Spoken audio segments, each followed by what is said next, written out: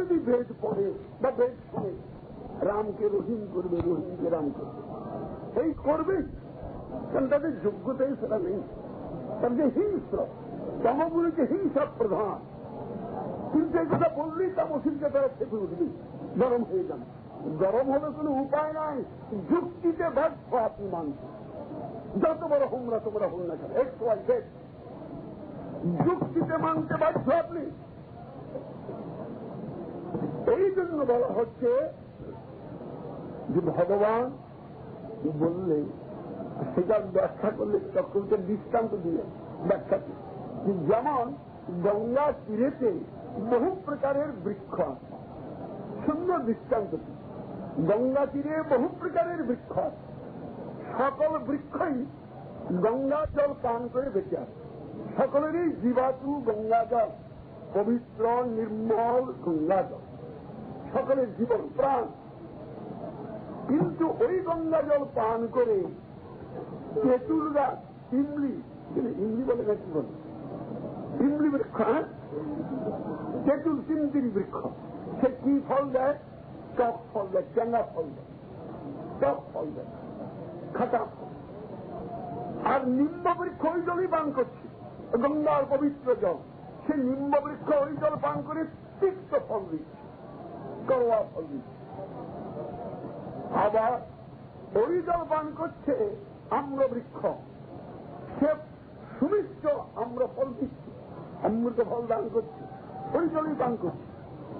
আবার ওই জল পান করছে বীজ বৃক্ষ, যাতে বীজ ফল হয়, ওই জলই গঙ্গা জল পান করছে, সেটি তার প্রাণ। ফল দিচ্ছে, ফল খাওয়া মাত্র মরু, বিষব বিষব। কেন? সকলেই তো প্রাণ এক।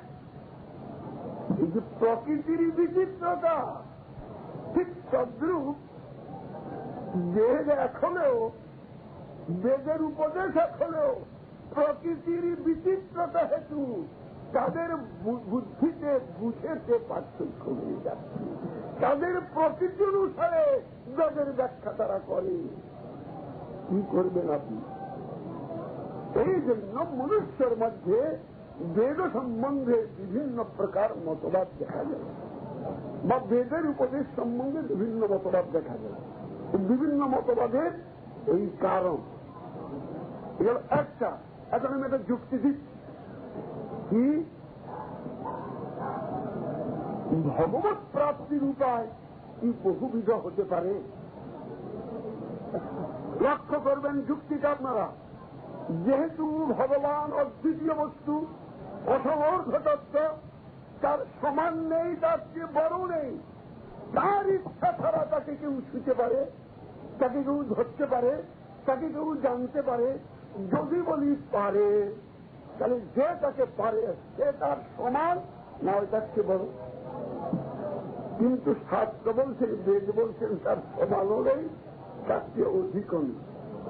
সুতরাং তার ইচ্ছা ব্যতীত, ভগবত ইচ্ছা ব্যতীত ভগবানকে কেউ জানতে পারে, তার কৃপা ব্যতীত তাকে কেউ জানতে পারে। যদি বলেন পারে, তবে এটা অসংযুক্ত, এটা অযৌক্তিক কথা হবে, গোয়ার তুমি হবে, কোন রাস্তা পাবেন না বেরোবা, শাস্ত্রের সঙ্গে সামঞ্জস্য করে চলতে পারবেন না। ইনফিনিট যদি নিজেকে রিভিল না করে, তাহলে ফাইনাইট বিং তাকে জানতে পারে না, তাহলে ইনফিনিট ইজ নাথিং। যদি অসীম অসীম নয়, যদি যে কোনো ব্যক্তি তাকে কবজা করতে পারে, তাহলে তো সীমিত হয়ে গেল।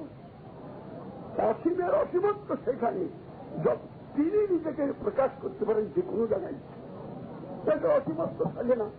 সেই জন্য ভগবান, সর্বশক্তিমান ভগবান নিজেকে নিজের ইচ্ছা করে যেখানে ইচ্ছা সেখানে প্রকাশ করতে পারে, এছাড়া অন্য উপায় নেই।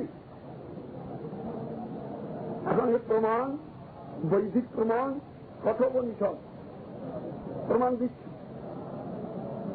নায়মাত্মা প্রবচনেন লভ্য নমে ধরা ন বহু নশ্রুতেন জমে বৈষভ্যন্তে তেন লভ্য তস্যৈষ আত্মা বিব্রুতে তনুষ্যাম।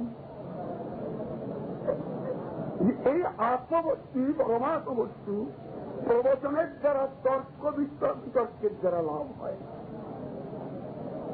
বাগ্মিতা হয় প্রবচন শব্দের তর্ক বিতর্ক। ন অয়ম আত্মা প্রবচন এ লজ্জা। ও খুব বুদ্ধিমান লোক, জজদের ঘাবড়ে দেয়, ব্যারিস্টারদের ঘাবড়ে দেয়, উকিলদের ঘাবড়ে দেয়, ও জানতে পারে না, বড় বড় ব্যারিস্টার জানতে পারবে না। ন মেধয়া লজ্জা, মেধার দ্বারা সেই পরতত্ত্বকে কেউ জানতে পারে না। মেধয়া লজ্জা, না না এই লোকটা বা জানতে পারে কেন? এই তো সমস্ত শাস্ত্রতে বড় পণ্ডিত, সমস্ত শাস্ত্র কণ্ঠস্থ করেছে, চতুর্বেদ কণ্ঠস্থ, ইসলাম যদিও ধর্ম কণ্ঠস্থ, তারপরে অষ্টোত্তর শতম উপনিষদ কণ্ঠস্থ, অষ্টাদশ মহাপুরাণ কণ্ঠস্থ, রামায়ণ মহাভারতের কণ্ঠস্থ, সব তিনি জানেন। তন্ত্রশাস্ত্র গীতার কণ্ঠস্থ, তিনি নিশ্চয়ই ভগবানকে জানেন। ন বহু না শ্রুতের লক্ষ্য, বহু পাণ্ডিত্যের দ্বারা ভগবানকে পরমাত্মা বস্তুকে পাওয়া যায় ন বহু না শ্রুতেন লক্ষ্য। শ্রুতেন মানে পাণ্ডিত্যের লাভ হবে, তবে সে তার পাওয়ার উপায় নাই।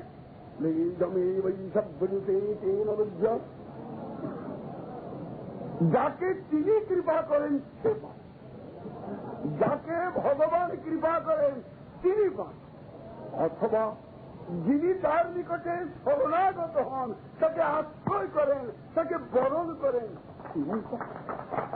সুতরাং রাস্তা তো এইটা, একদিকে দিয়ে সাধকের তরফ থেকে শরণাগতি, তার আশ্রয় গ্রহণ করা, আর ভগবানের তরফ থেকে কৃপা, এটা ছাড়া তো কোনো উপায় নেই। সুতরাং ভগবৎ কৃপা ব্যতীত ভগবানকে কেউ জানতে পারে না। ভগবৎ কৃপাই ভগবৎ প্রাপ্তির একমাত্র উপায়। এটা শাস্ত্র প্রসিদ্ধ, যুক্তি সিদ্ধ। যার যেটা মত সেইটাই ভগবৎ প্রাপ্তির উপায়, এটা কদাপি স্বীকৃত হতে পারে না। অন্তত বিচারবান ব্যক্তিত্ব, শাস্ত্রজ্ঞান বিশিষ্ট ব্যক্তিগণের দ্বারা স্বীকৃত হতে পারে না। আধুনিক লোক, বড় বড় বিদ্বান বলে অভিমান করলো, ব্রেনটা একটু প্যারালাইজ ব্রেন। কিছু মনে করবেন না, খারাপ কথা হল না। প্যারালাইজ, ব্রেনটা প্যারালাইজ বলছি কেন? যে ব্রেনটা বেশি কালচার করতে চায় না, আলোচনা বিচার করতে চায় না। বিচার করলে পাশে তার যে আঁকড়ে ধরা একটা বিচার, সেটা পাশে খসে যায়। সেই জন্য তারা নিরপেক্ষভাবে শাস্ত্রীয় বিচার করতে পরামুখ, যেটা বুঝে রেখেছে সেটি ভুল হয়েছে। কিন্তু চৈতন্য গৌরীয় মঠ, চৈতন্য মঠ বা গৌরীয় মঠ এটা বলে না। তারা বলেন শাস্ত্রানুবর্তী হয়ে চলে, শাস্ত্রের বিচার সুসিদ্ধান্ত করুন। বেদ বলুন, উপনিষদ বলুন, রামায়ণ বলুন, মহাভারত বলুন, গীতা বলুন, ভাগবত বলুন, এ সুসিদ্ধান্তপূর্ণ গ্রন্থ। রকমারি ভাবে বুঝিয়েছেন শাস্ত্রকে, কিন্তু সুসিদ্ধান্তপূর্ণ। এর মধ্যে হেচ্ছা মেচ্ছা কথা নেই, সামঞ্জস্য আছে। কিন্তু সামঞ্জস্য করবে কি, সমন্বয় করবে কি? জানবে যে সে তো করবে। কোনটা কোথায় প্রয়োগ করবেন? গীতাকে, গীতাতে এক জায়গায় বলছেন সধর্মে নিধন শ্রেয় পরধর্ম ভয়াবহ। স্বধর্মে অর্থাৎ নিজ বর্ণ এবং আশ্রম ধর্মে থেকে মরাও, তথাপি পরধর্ম অনধিকার চর্চা করবেন, সেটা ভয়াবহ। পরধর্ম ভয়াবহ।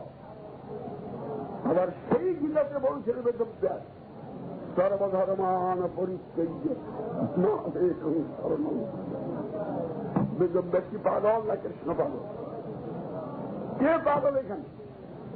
আমি বুঝতে, আমার বুঝের অভাব। কৃষ্ণ পাগল নন, বেদব্যাসও পাগল নন। এখন তাৎপর্য যারা বুঝতে না জানে তারা উল্টা পাল্টা করে বুঝাবে, হয় একটা স্বীকার করবে, একটা মানবে না। কিন্তু দুইটাই তো একই বক্তা বলছেন, দুইজন তো বক্তা নন, লেখক তো একজন, বক্তা তো কৃষ্ণ, তিনি তো পাগল নন, তিনি তো সর্বজ্ঞ। সুতরাং এর সামঞ্জস্য বুঝতে হবে, সামঞ্জস্য বুঝতে হবে। কতগুলা গয়না দিলেই হবে না।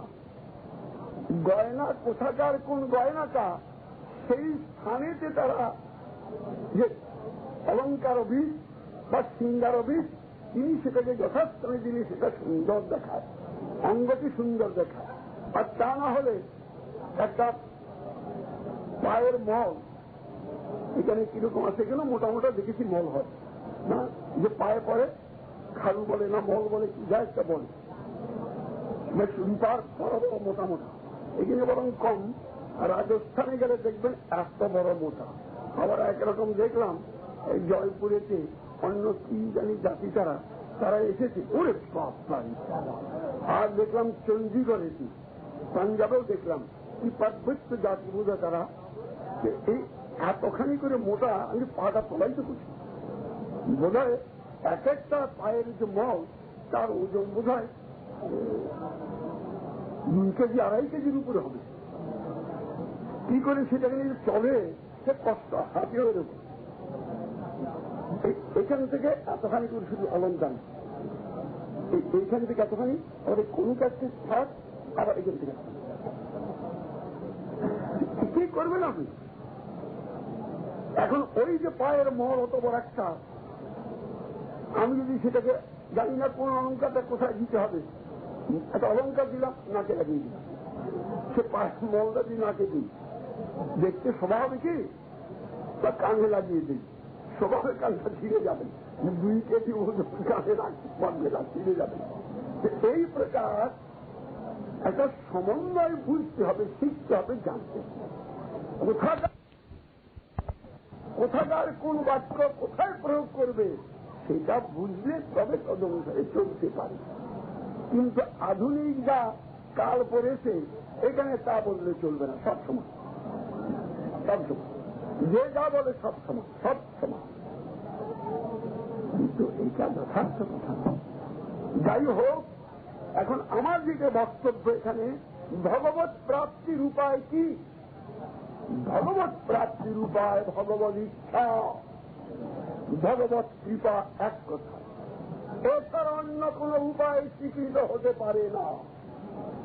যদি স্বীকার করেন তবে ভগবানের ভগবতটা নাশ করা হবে, অসীমের অসীমত্ব স্বীকার করা হবে, পূর্ণের পূর্ণতা হানি করা হবে, যা অযৌক্তিক হবে, অশাস্ত্রীয় হবে।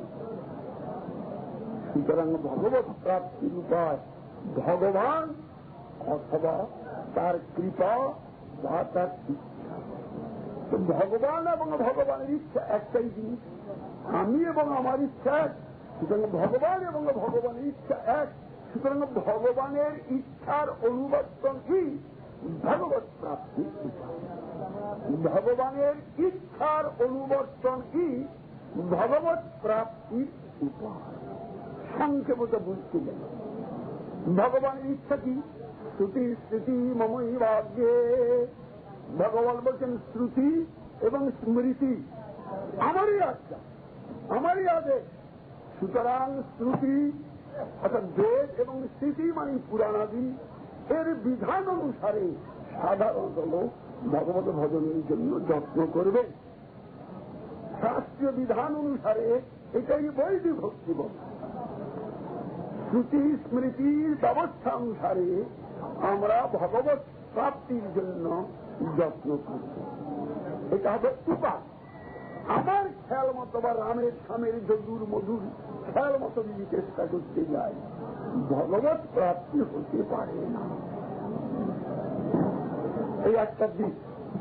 আর এখন সাধন ভক্তি সম্বন্ধে বলতে গিয়ে বলছেন,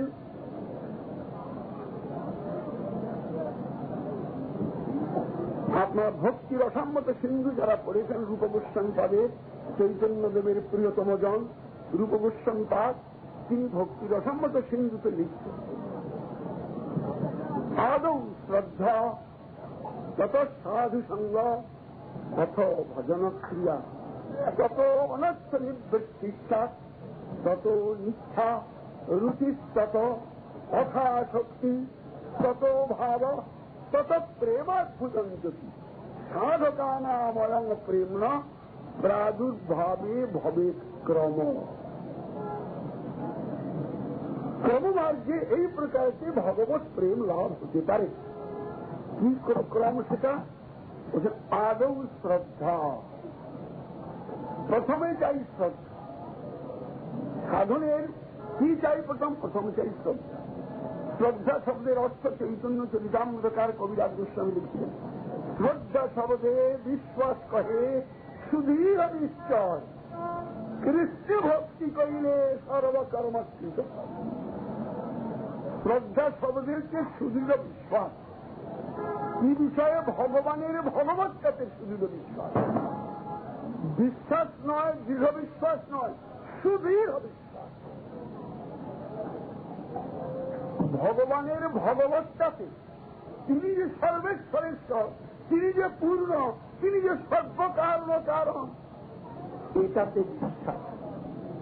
যদি এটাতে বিশ্বাস থাকে তাহলে আমি ভগবানের আরাধনা করলে আমার অমুক কাজটা বাকি থাকলো, আমার এই সোশ্যাল ওয়ার্কটা বাকি থাকলো, আমার অমুকটা বাকি থাকলো, পলিটিক্যাল ওয়ার্কটা বাকি থাকলো, আমার অমুক কাজটা বাকি থাকলো, আমার তো শ্রাদ্ধ করা হলো না, আমার তো অমুক পিণ্ড দেওয়া হলো না, হলোই না।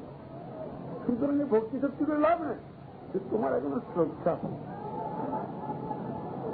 যদি ভগবানেতে তোমার শ্রদ্ধা হতো, তস্মিন তুষ্টে জগৎ তুষ্টম প্রণীতে প্রণীতম জগৎ।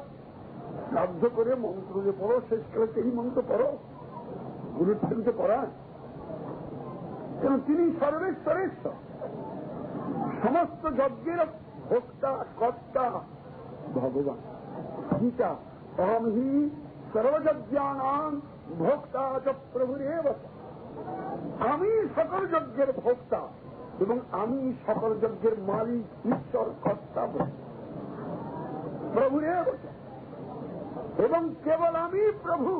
চরিতামৃতকাল এই জন্য লিখলেন একলা ঈশ্বর কৃষ্ণ, আর সব ভৃত্য। যারে জয়ীছে না চায় সে জয়ীছে করে নিত্য। সুতরাং ভগবান এক, আর সকলেই তার দাস, তার অধীন।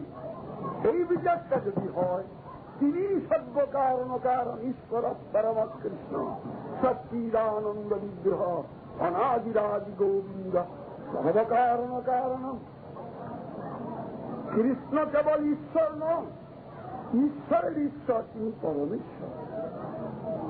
তিনি অনাদি, তিনি সর্বাদি, তিনি গোবিন্দ, সকলের ইন্দ্রিয়ের পোষণকারী, সুখদানকারী, পৃথিবীর পালনকারী, আত্মার সন্তোষ বিধানকারী, আনন্দ বিধানকারী। শব্দের বহু গাভীয় হয়, পৃথিবী হয়, ইন্দ্রিয় হয়, আত্মা হয়, বহুবিধ হয়। এইগুলো তিনি এগুলোকে আনন্দিত করে, নন্দিত করে। এগুলো তার নাম গোবিন্দ, অনাদিরাদি গোবিন্দ, সর্বকারণ কারণ। তিনি ওই কার্য কারণবাদ যা আছে, যত কারণ আছে, কার্যের কারণ আছে, একটা তার কারণ, তার কারণ, তার কারণ, সর্বকারণ কারণ। সুতরাং তাকে, তার যদি সেবা করা হয় তবে কোন কাজ বাকি থাকে না। এই ভগবানেতে যার এই দৃঢ় বিশ্বাস আছে, সেই ভগবানের অনন্যভাবে একান্তভাবে ভজন করতে পারে, নচেত পারেন না। দৃষ্টান্ত শঙ্করাচার্য, তিনি 12 বৎসর বয়সে সন্ন্যাসী হয়েছিল। অন্য আপেক্ষিক কর্তব্যগুলোকে ছেড়ে দিয়ে পাপ করেছিলেন তিনি। পাপ হয়েছিল না, অধর্ম হয়েছিল, হয়নি। মধ্যাচার্য 12 বৎসর বয়সে সন্ন্যাস গ্রহণ করলেন পিতামাতার সামনে। 12 বৎসর বয়সে মধ্যাচার্য সন্ন্যাসী হয়েছিল। রামানুজাচার্য বিবাহিত ছিলেন।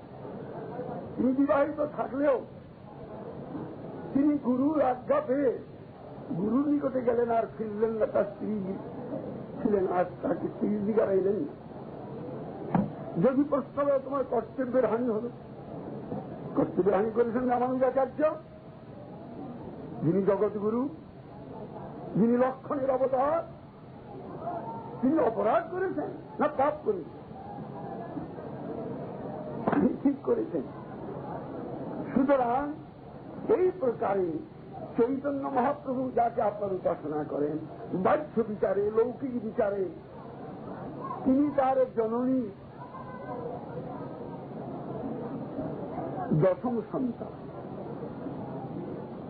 8টি সন্তান হয়ে প্রথমে চলে যায়, তারপরে হয় বিশ্বরূপ, বিশ্বরূপের পরে হন নিমাই।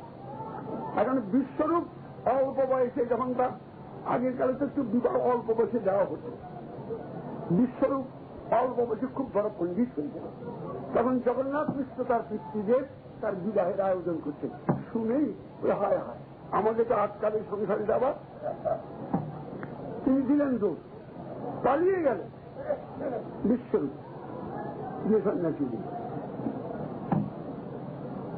নিমাই পণ্ডিত মাকে বাবাকে সান্ত্বনা দিলেন, আমি তো আছি, আমি তোমাদের সেবা করব।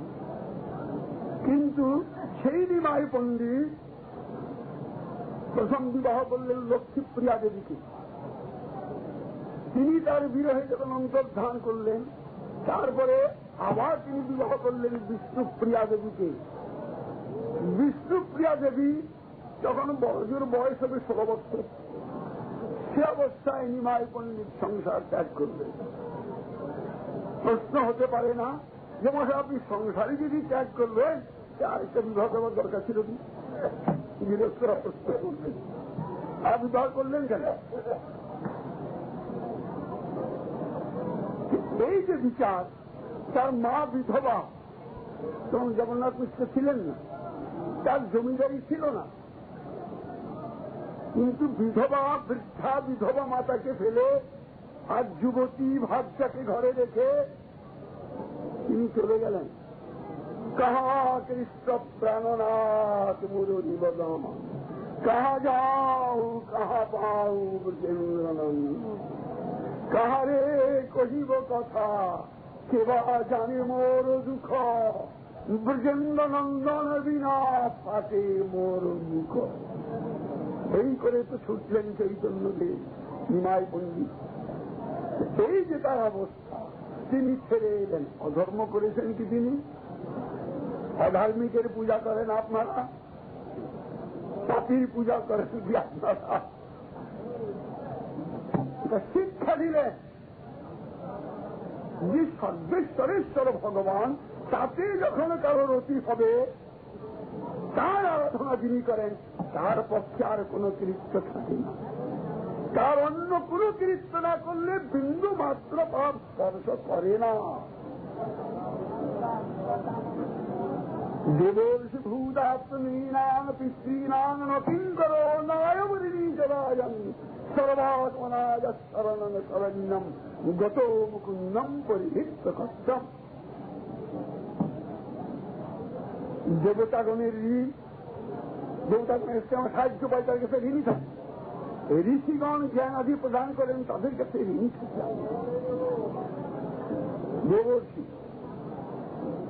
দেবর্ষি, দেব ঋষি ভূত, অন্যান্য প্রাণীগণের কাছ থেকে সাহায্য পেয়ে আমরা জীবন ধারণী, তাদের কাছে ঋণী থাকি। আমরা আপ্ত কুটুম্বগণের দ্বারা লালিত পালিত হয়ে তাদের কাছে ঋণী থাকি। আমরা কুটুম্বগণের কাছে, মনুষ্য সমাজের কাছে, মনুষ্যগণের কাছে আমরা ঋণী থাকি। পিতা মাতার কাছে ঋণী থাকি। যে ব্যক্তি সদ্বন্দ্রিয়েতে কৃষ্ণের আরাধনা করছেন, কৃষ্ণের শরণাগত হয়ে কৃষ্ণের আরাধনা যিনি সদ্বন্দ্রিয়ের দ্বারা করেন, তিনি কারো কাছে আর ঋণী থাকেন না। পক্ষান্তরে তিনি দেবরী, ঋষিঋণ, পিতৃঋণ, মাতৃঋণ, নৃঋণ, আত্মঋণ, অন্নভূত ঋণ, সমস্ত ঋণ পরিশোধ করে দেন। যুক্তি কি করে হলো? ঋণ পরিশোধ হলো কি করে? হলো এই জন্য, ধরুন আপনি আমার কাছে লাখ টাকা পান, আপনার কাছে আরেকজনের কোটি টাকা পায়, তার কাছে আরেকজনে বহু কিছু পায়, কারোর কাছে হয়তো কিছু কম পায়, বেশি পায়, এরকম অনেক আলোচনা আছে।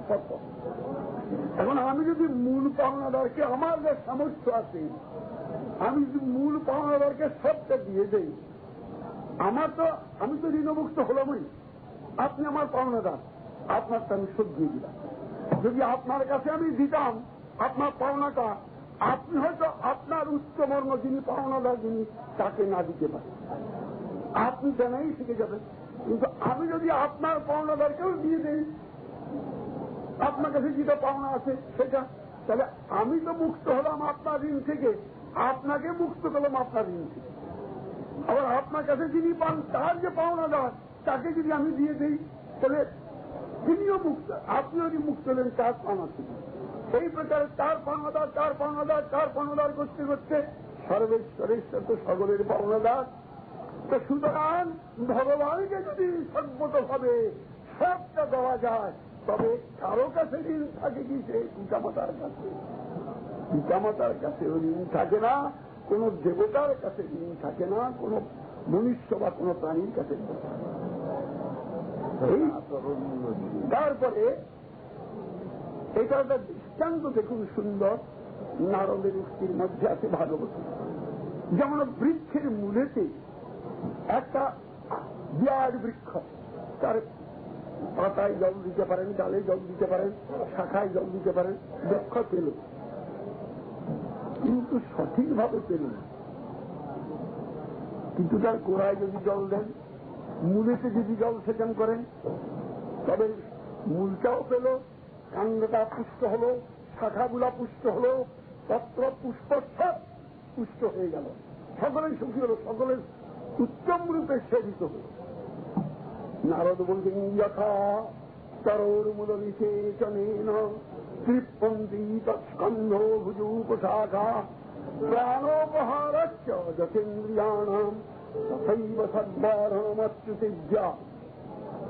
যেমন বৃক্ষের মূলেতে জল সেচন করলে তার সদ্বাংশ সেবিত হয়, প্রাণে আহার দিলে যেমন সমস্ত ইন্দ্রিয়ের তৃপ্তি হয়, তৃপ্তি লাভ করে, তদ্রূপ তথৈব ঠিক তদ্রূপ সর্বারণমচ্যুতিজ্ঞা, সকলের পূজা সকলের সেবা হয়ে যাবে অচ্যুতের পূজা, শ্রীহরির সেবা। কেন? তিনি তো এই জন্য নামটি দিয়েছেন অচ্যুত, নিখত্ব সংবেদব্যাস অচ্যুত ইচ্ছা। যার সঙ্গে কারো প্রলয়ে মহাপ্রলয় পর্যন্ত চ্যুতি নাই, এবার লিঙ্ক, তার নাম অচ্যুত। সেই অচ্যুতে তার সঙ্গে সকলের সর্বদা সংযুক্ত, তার যদি সেবা করা হয় তবে সকলেরই সেবা হয়ে যাবে। তস্মিন তুষ্টে জগৎ তুষ্টম পরিণীতে পরিণীতম জগৎ। এই জন্য ভগবত আরাধনায় আমাদের সকলের সেবা হয়ে যাবে। এই বিশ্বাসটা যার দৃঢ় হয়ে, তার নাম শ্রদ্ধা। শ্রদ্ধা দ্বিবিধা, তাত্ত্বিকী আর লৌকিকী। লৌকিকী শ্রদ্ধা যেমন দেখলাম, প্রণাম করলাম, দণ্ডবোধ করলাম, এটা লৌকিকী শ্রদ্ধা, লোকাচারকে দেখে আমরা অভ্যস্ত। আর তাত্ত্বিকী হল যে ভগবান তিনি পূর্ণ ব্রহ্ম সর্বকারণ কারণ, তার তিনি সকল কারণের কারণ, সকলের প্রাণ তিনি, তার সেবা করলে সকলের সেবা হয়ে যায়। এই বিশ্বাসটা যার দৃঢ় হয়েছে, সুদৃঢ় হয়েছে, তিনি হলেন খাঁটি তাত্ত্বিক শ্রদ্ধা। এই প্রকার শ্রদ্ধারূপে শ্রদ্ধার তারতম্য অনুসারে তিনি সাধু সঙ্গ করেন। আদৌ শ্রদ্ধা তত সাধু সঙ্গ, তারপরে করেন সাধুর সঙ্গ। সাধুকে লাল কাপড় যা বলেন, সৎপরতাই সাধুতা। ওম দত্তৎ। সৎ সৎ যে নিত্য বস্তু তাতে প্রীতি যার তিনি সাধু। সুতরাং সৎপরতা বা সৎপরায়ণতা এই সাধুতা। সংক্ষেপে সাধুর লক্ষণ অনেক কাছে শুনতে পাবেন, পরপর আলোচনা হবে, তাতে শুনবেন। সাধুতা, সেই সাধু ভগবানের এক কথায় ভগবানের যার প্রীতি আছে, আসক্তি আছে, মমতা আছে, তিনি তো সেই সাধুর সঙ্গের ফলে আদৌ শ্রদ্ধা তথা সাধু সঙ্গ। শ্রদ্ধাটা হলেই ভগবত সম্বন্ধীয় ব্যক্তিদের কাছে তিনি যান, কারণ তার তো ভগবানের শ্রদ্ধা হয়েছে। সুতরাং ভগবানের যে প্রতিযুক্ত যিনি, তার কাছে তিনি তখন যান। তখন সাধুর খোঁজে যে আমার বাড়িতে তো সাধু পাওয়া গেল না, এখানে পাওয়া যায়। যা ঘরে যদি ডাক্তার না থাকে, গ্রামে যদি ডাক্তার না থাকে, শহরে যদি বড় ডাক্তার না থাকে, অন্যত্র যায় না? কটকে যাবে না? বড় ডাক্তারের কাছে যাবে না? যদি কটকেও না থাকে, কলকাতায় যায় না, দিল্লি যায় না, অন্যত্র যায় না? যেখানে বিশেষজ্ঞ আছে, গুরুতর ব্যাধির জন্য বিশেষজ্ঞ ডাক্তারের কাছে যায়, তার দ্বারা চিকিৎসিত হয়ে ভালো। এই প্রকারে যেখানে সাধু পাওয়া যাবে সেইখানে আমরা যাব, সাধুর সঙ্গ করে। সাধু বলতে লাল কাপড় লেখেনি এখানে, সাদা কাপড়ও বলছেন। সাদা কাপড় হলে সাধু, লাল কাপড় হলে সাধু। দেখো সৎপরতা যেখানে, ভগবত পরায়ণতা যেখানে, তিনি সাধু। তার কিন্তু ইনি সাধু নন যিনি ভগবানকে আর কুকুর বিড়ালকে সবকে সমান মনে করেন, বা ভগবানকে অন্যান্য আধিকারিক দেবতাকে সমান বিচার করেন। ইনি অজ্ঞ। হয়তো তিনি নিন্দা করছেন, কিন্তু অজ্ঞানমেই অপরাধ থাকে, তার অজ্ঞতাই তার কাজ। ভগবানের সমকক্ষতার একটা কেউ নেই, আর ভগবান তো এরকম এবার দ্বিতীয়।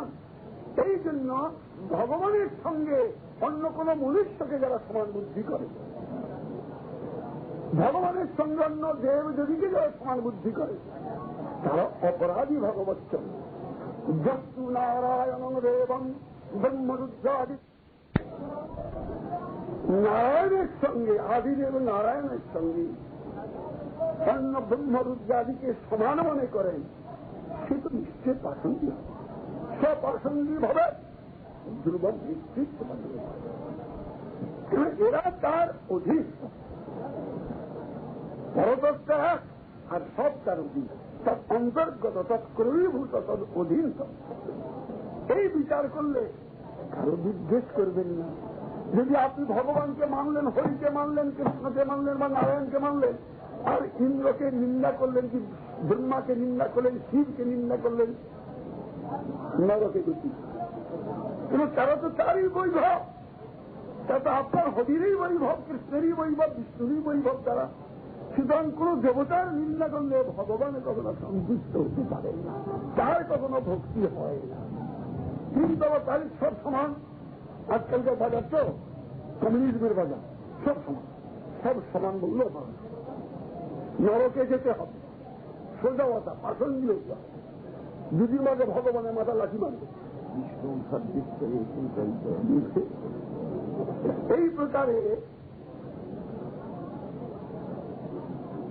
আমরা চিন্তা করব, শ্রদ্ধা যদি হয় তখন সাধু সঙ্গ করব, অর্থাৎ ভগবানের যে আসক্তি, মমতা, শ্রদ্ধাযুক্ত ব্যক্তির কাছে যাব, এটি নেতা সাধু সঙ্গ করব। সাধু সঙ্গের থেকে তখন সৎ অসৎ বিবেক লাভ, কোনটা ভালো, কোনটা মন্দ, কোনটা সৎ, কোনটা অসৎ, এটা বোধ। এই বোধ হলে তখন আমি ক্রমশ অসৎ যেটা, অনর্থ যেটা, অমঙ্গলকর যেটা, সেটাকে বাদ দিয়ে যেটা শুভ, যেটা মঙ্গলকর, যেটা হিতকারী, সেটাকে বরণ করবার জন্য, আশ্রয় করবার জন্য, গ্রহণ করবার জন্য আগ্রহযুক্ত করে তখন আমি সদ অসৎ বোধ লাভ করার পরে তারপরে গুরু পদাশ্রয় করতে পারি। আদৌ শ্রদ্ধা তত সাধু সঙ্গ অথ ভজন ক্রিয়া। ভজন করবে আদৌ, দাদামার বলে গেলেন বুদ্ধি, আদৌ গুরুপদাশ্রয় তস্মাৎ কৃষ্ণ দীক্ষা দীক্ষা। শাস্ত্রে বলেছেন যে গুরুর পদাশ্রয় করে 1 বৎসর কাল তার সেবা করবে, পরিচর্যা করবে, তাকে দেখবে। গুরুও তার শিষ্যকে 1 বৎসর কাল দেখবে। কোন শাস্ত্রে বলছেন 3 বৎসর। অর্থাৎ গুরু শিষ্য দুহে পরীক্ষণ। স্মৃতিশাস্ত্র হরিভক্তি বিরাজ দেখবে, বৈষ্ণব স্মৃতি আপনি উভয়ের প্রতি যদি গুরুর যদি শিষ্যের প্রতি শ্রদ্ধা স্নেহ হয় এবং শিষ্যের যদি গুরুর প্রতি শ্রদ্ধা দৃঢ় হয়, তবেই পরস্পরের মিলনেতে গুরুর কৃপাতে উপদেশে শিষ্য অগ্রসর হতে পারে। আর যদি গুরুর প্রতি শিষ্যের শ্রদ্ধা না থাকে আর শিষ্যের প্রতি গুরুর স্নেহ না থাকে, তবে তো তিনি যত্নের সেই তার হিতের জন্য উপদেশ করবেন না, ব্যবসাদারি করবেন। যা টাকা পেলেই হল, এর একটা গুরুটা ব্যবসা, এটা ব্যবসা। গুরু যারা সদ্গুরু নয়, সেটা ব্যবসায়ী, তাকে সদ্গুরু বলা। এই প্রকারে আদৌ শ্রদ্ধা তত সাধুঙ্গ তত অথভজন ক্রিয়া, তখন ভজন আরম্ভ করি। ওই গুরু পদাশ্রয় করে তিনি নাম মন্ত্রাদি উপদেশ করবেন, জ্ঞান প্রদান করবেন। দীক্ষা মানে দিব্য জ্ঞান লাভ, স্বতঃসিদ্ধ জ্ঞান যেটা, সেটা লাভ করে। সেই জ্ঞানটা লাভ করে আমরা ক্রমশ সেই স্বতঃসিদ্ধ বস্তু যেটি, স্বতঃসিদ্ধ জ্ঞান যেটি, তাকে অবলম্বন করি, ভগবানকে অবলম্বন করি, আমরা ক্রমশ ভগবানের দিকে চলতে থাকি। তার নাম অবলম্বন করব, তার মন্ত্রাদি অবলম্বন করব, এই ক্রমশ চলতে থাকি। এই করে ক্রমশ সাধন করতে করতে করতে করতে ক্রমশ সাধনের প্রথম অবস্থায় সাধকে অনর্থ থাকে। অনর্থ চতুর্বিধ, 4 প্রকার অনর্থ। স্বরূপভ্রম, এটা অনর্থ। স্বরূপভ্রম কি? আমি মনুষ্য, আমি কিন্তু মানুষ নই, কিন্তু আমি মনুষ্য বলে অভিমান, এটা অনর্থ। আমি পুরুষ বা আমি স্ত্রী, এটা অনর্থ, এটা অনর্থ। আমি ব্রাহ্মণ বা চামার, দুইটাই অনর্থ। এইগুলো অনর্থ, এটা আমার স্বরূপ তো নয়। স্বরূপটা ব্রাহ্মণ নয়, চামারও নয়, সভ্যতা আত্মা। সুতরাং সেটা আমি যদি সেই স্বরূপটা বাদ দিয়ে আরেকটাকে আমি মনে করি আমি, যেটাকে বলে উপাধি, উপাধিটাকে যদি আমি মনে করি, তাই আমার ভুল করা। সুতরাং উপাধি থেকে যে ধর্মটা, সেটাকে বলে ঔপাধিক ধর্ম। মনুষ্যের ধর্ম যেটা, সেটা ঔপাধিক ধর্ম। পশুর ধর্ম ঔপাধিক ধর্ম।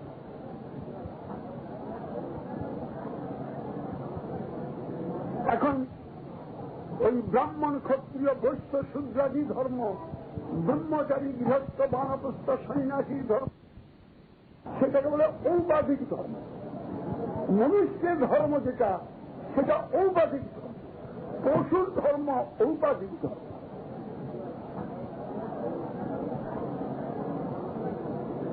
এখন ওই ব্রাহ্মণ, ক্ষত্রিয়, বৈশ্য, শূদ্রাদি ধর্ম, ব্রহ্মচারী, গৃহস্থ, বানপ্রস্থ, সন্ন্যাসী ধর্ম, এগুলো বিচার করলে এগুলো সব ঔপাধিক ধর্ম।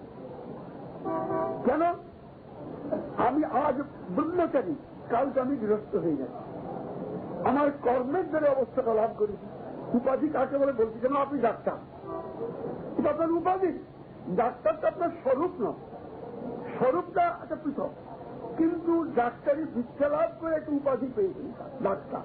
আপনি উকিল, একটা কর্মের দ্বারা একটা অবস্থা প্রাপ্ত হয়েছে, সেই অবস্থার দ্বারা আপনার পরিচয়, এটাকে বলে উপাধি।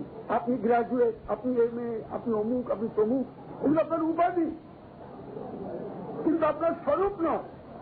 ঠিক তদ্রূপ মনুষ্য, পশু, পক্ষী, কি, এগুলো আমাদের উপাধি।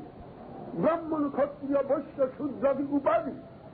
ব্রহ্মচারী, গৃহস্থ, বানপ্রস্থ, সন্ন্যাসী গুলো বলি আমরা, এগুলো আমাদের উপাধি, এটা আমি নয়। এই যে এগুলোর যে ধর্ম, উপাধির যেটা ধর্ম, এইটা ঔপাধিক ধর্ম, এটা নিত্য ধর্ম। এর উপাধিটা পরিবর্তনশীল, সুতরাং ঔপাধিক ধর্মটাও পরিবর্তনশীল। এই জন্য ভক্তির সংজ্ঞা দিতে গিয়ে বলে গেছেন, আমাদের ঋষিকেশ মহারাজ পূর্ব বলেছেন, সর্বোপাধি বিনির্মুক্তম তৎপরস্তেন নির্মলম ঋষিকেশ সেবনম ভক্তি।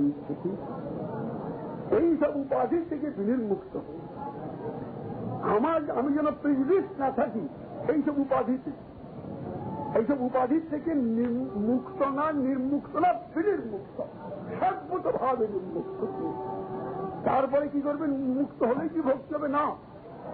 তৎপরত্বেন নির্মল তদবস্তু যে বিষ্ণু ভগবান কৃষ্ণ, তৎপরায়ণতার দ্বারা নির্মল যে ভগবান, নির্গুণ যে ভগবান, তার হয়ে গিয়ে তৎপরতার দ্বারা নির্মলতা লাভ করি, নির্গুণতা প্রাপ্ত হই। তৎপরত্বেন নির্মলম। তারপরে এই নির্মল অবস্থায়, নির্গুণ অবস্থায় ঋষিকেশ সেবনম, যে হাতিয়ার আমার আছে সে হাতিয়ারগুলি দিয়ে কার সেবা? নিজের প্রিয়তমের সেবা। এই সব হাতিয়ারের মালিক যিনি, ইন্দ্রিয়ের মালিক যিনি, তার সেবা। পূজ্যবাদ দাদা মহাজ বলে গেছে, ঋষিকেশ সেবনম ভক্তির উচ্চতে, তাকে বলে ভক্তি। এই ভক্তির সাধন যখন আরম্ভ করে, প্রথম গুরুর কাছ থেকে উপদেশ নিয়ে, তখন তার স্বরূপভ্রম থাকে। প্রথম অবস্থায় স্বরূপভ্রম থাকে, এটা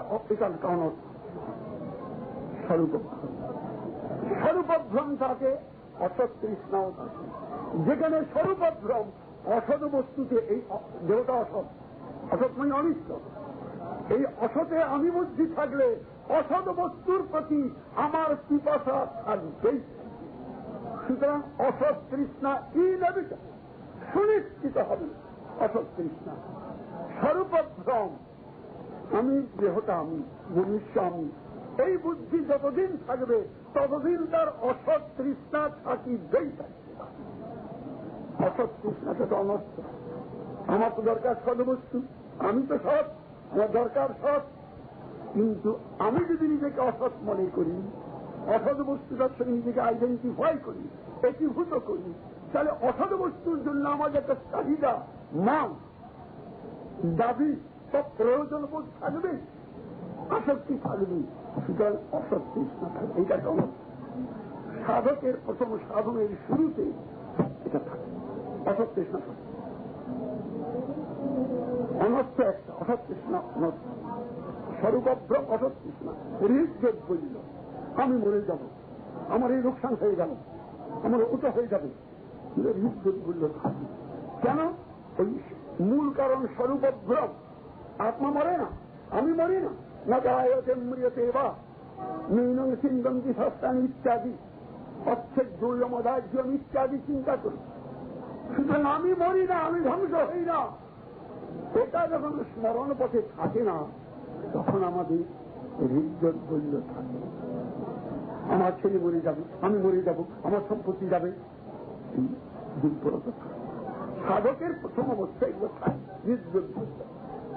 আরেকটা কি থাকে? অপরাধ। সাধক যখন সাধন করে প্রথম অবস্থায় তার অপরাধও হয়। অপরাধ কি? স্বরূপভ্রম, স্বস্বরূপভ্রম, পরস্বরূপভ্রম, ভগবৎ স্বরূপভ্রম, এগুলো তার থাকতে পারে। বিরোধ স্বরূপভ্রম, বিরোধী স্বরূপটা জানা দরকার। এটাও যে ভ্রম থাকে, অপরাধ। যে বৈষ্ণব তাকে আমি অবৈষ্ণব মনে করলাম, যে সাধু তাকে অসাধু মনে করলাম, যে অসাধু তাকে আমি সাধু মনে করলাম, যে অবৈষ্ণব তাকে আমি বৈষ্ণব মনে করলাম, অভক্তকে ভক্ত, ভক্তকে অভক্ত মনে করলাম। এটা অপরাধের আশঙ্কা। এই জন্য সাধকে প্রথম অবস্থায় এই অপরাধ থাকে। এই চার প্রকার: স্বরূপভ্রম, অসৎ তৃষ্ণা, হৃদযোগ বলল, অপরাধ। এই চতুর্বিধ অনর্থ সাধকের প্রথম অবস্থায় থাকে। সাধন করতে করতে ক্রমশ তার এই অনর্থগুলো বিদূরিত হচ্ছে, অনর্থটা দূরে চলে যায়। অনর্থ যখন দূর হয়ে যায় তখন তার সাধনের অবস্থাটার নাম নিষ্ঠা। তখন তার চিত্তটা নিশ্চিত রূপে স্থিত হয় আরাধ্যে। তার নাম যে নিষ্ঠা, নিশ্চিত রূপে না স্বস্তি। কিন্তু নিশ্চিত রূপে চিত্তটা স্থিত হয় না ভগবানেতে, যেহেতু আমার চিত্তটা রয়েছে অন্য কিছু। এই অনর্থ থাকার দরুন নিষ্ঠা হয় না ভজন সাধন। অনর্থ চলে গেলে সেটা হবে। এই জন্য এই প্রকারের নিষ্ঠা, সেটা আর আমি বলবো না, এখন টাইম হয়ে গেছে। এখন আমাদের জাম কীর্তন হবে। পরপর কথা কালকে তো আমাদের আলোচনার বিষয় হবে সাধন ভক্তির অন্তর্গতই কথা আলোচনা হবে। কালকে হল 23 তারিখ না? 23। আচ্ছা, এখানে কি 25 তারিখে দীপাবলি নাকি? 25 তারিখে দেওয়ালি, সেদিন কি সভা হতে পারবে না? পারবে? আগুন করবে না এখানে? আপনারা কি এখানে তো